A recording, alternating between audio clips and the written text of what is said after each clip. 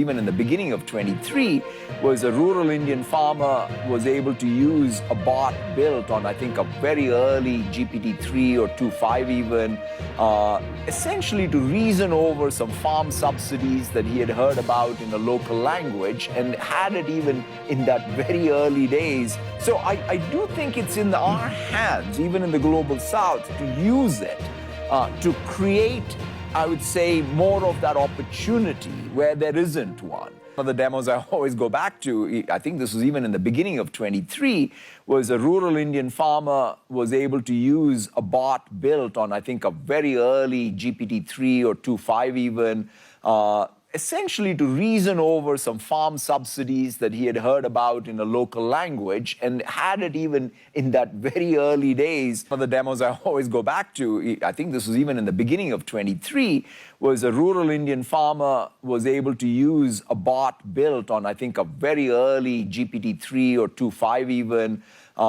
essentially to reason over some farm subsidies that he had heard about in a local language and had it even in that very early days. AI diffusion. Yeah. To me, the whole realization of AI for any society and also for a more balanced world is making sure that it's diffused and accessible and available across the world. So what, can you describe how this process of diffusion across economies, across companies, across people and countries, how does that play out? Really, diffusion is everything. And so the way it happens is, let's sort of unpack this. On the supply side, what needs to happen in each country is the tokens per dollar per watt have to sort of monotonically get more efficient and better, right? So to some degree, even what we are trying to do with the investments the two firms are doing around the world is to just say that, like, let's make sure that the supply is there, which is everything from the chips on down, ultimately to these token factories that get deployed everywhere. By the way, there's not one token factory. This token factory is the first thing that's going to be diffused all around the world. It's just like electricity. Then the demand side of this is a little bit like every firm has to start by using it.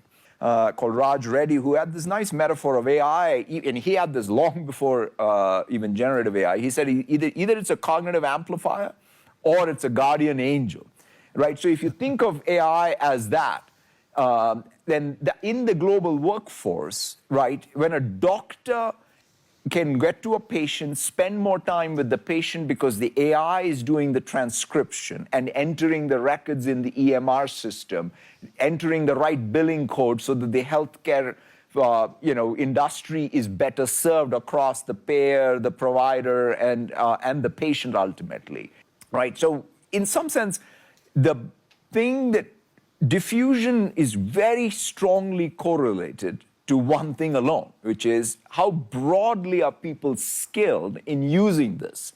Essentially connectivity. Right. You have the ability to sort of deliver the tokens pretty evenly around the world.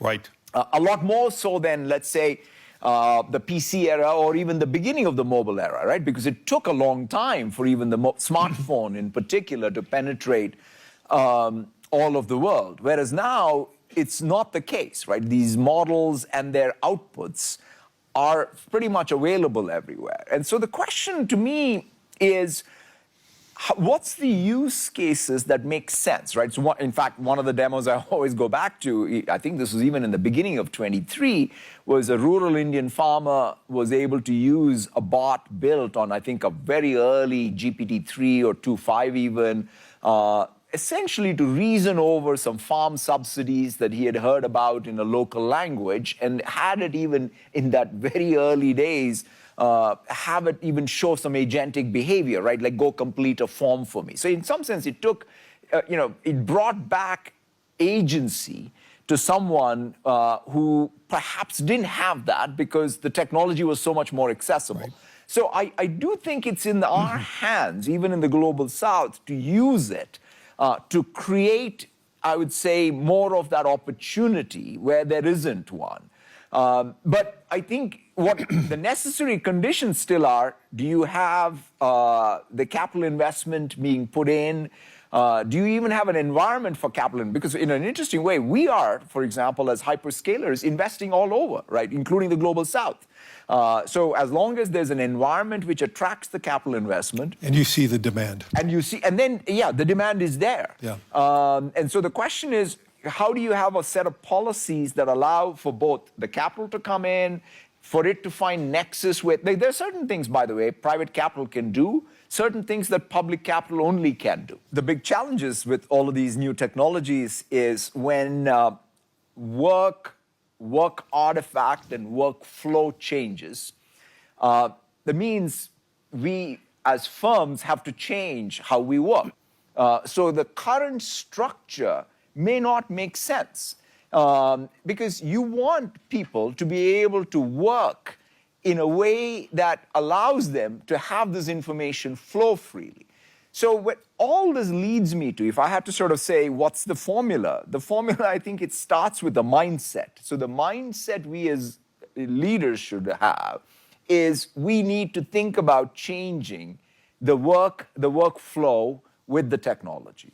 Then that needs skill set. So you can't sort of talk about this in the abstract. You got to use it. Like, so if I'm not using the You have to trust it. you have to trust it, you have to use it, you have to learn even how to put the guardrails to trust it, right? So you can't just be afraid of it. It's going to be diffused. So the question is, as a firm, you have to use it to learn how to even put the guardrails that allow you to be able to trust it. So skills, so mindset, skills. The other big consideration really is, how do you make sure you have the data set that you're feeding? Like context. Like, it's kind of like you have a new intelligence layer, but the intelligence layer is only as good as the context you give it. So people describe it even as context engineering, but that is what firms do.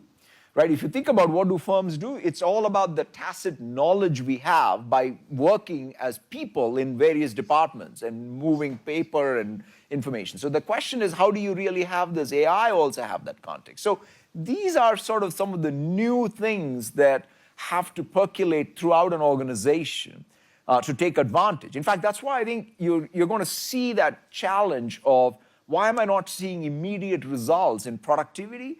Because you have to do the hard work. In fact, that's why it's not going to be there are going to be firm-wide differences.